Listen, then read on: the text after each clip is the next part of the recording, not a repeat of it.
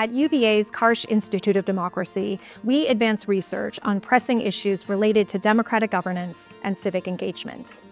As a pan-university institute, we foster collaboration among scholars, build partnerships with leaders beyond the university, and support work that enhances public knowledge, laying the foundation for meaningful civic participation.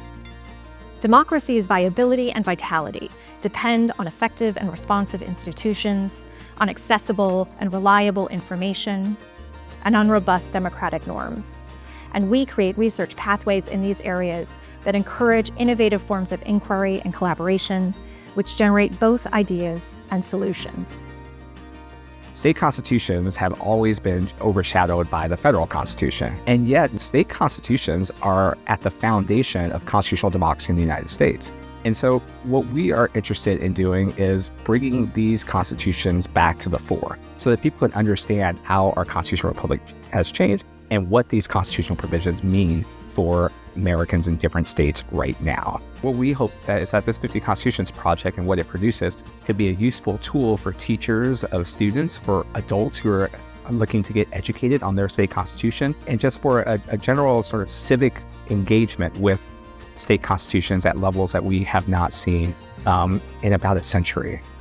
Jen and I have worked together on several surveys of voters sponsored by the Karsh Institute of Democracy. Now, what we have found in previous research is that both Democrats and Republicans have concerns about American democracy. A survey can help us unpack these fears, these concerns, and these attitudes about democracy. We're asking people not only about their general perceptions of democratic citizenship, of voter participation, but we're also asking them about their own specific experiences.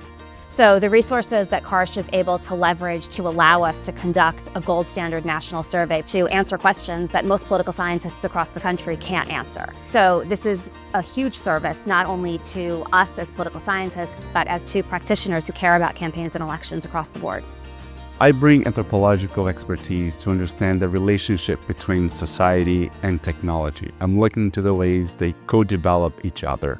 One of the great things about working with the Karsh Institute's early career scholars is that they come with very fresh ideas, and that pushes me to develop my own work in new directions. I have the opportunity to do comparative research, interviewing women in politics here in the United States and comparing what social media platforms specifically have been doing to protect women from online violence. The Institute thinks about research and democracy based on long-standing issues as well as current issues. I think what's exciting for me is that once you come out of your PhD program, you've been around people who often are in the same areas. So my research is being impacted by collaborative work. We have 3 key people involved in the project. So myself, then Janice, who's a practitioner in Bolivia, and Emily Gregory, who is a graduate student at UVA.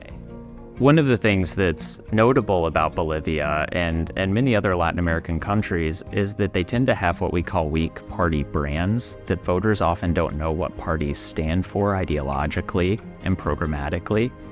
And one of the things that we hope with a project like this is that by motivating voters to push parties to incorporate clear policy positions, eventually parties change to become more programmatic, such that voters know clearly when they cast their vote exactly what they're voting for. But at the heart of the project is a deeper concern about the health of democracy and how we can encourage citizens to express concerns through the political system, and thereby, we hope, motivate a more responsive politics.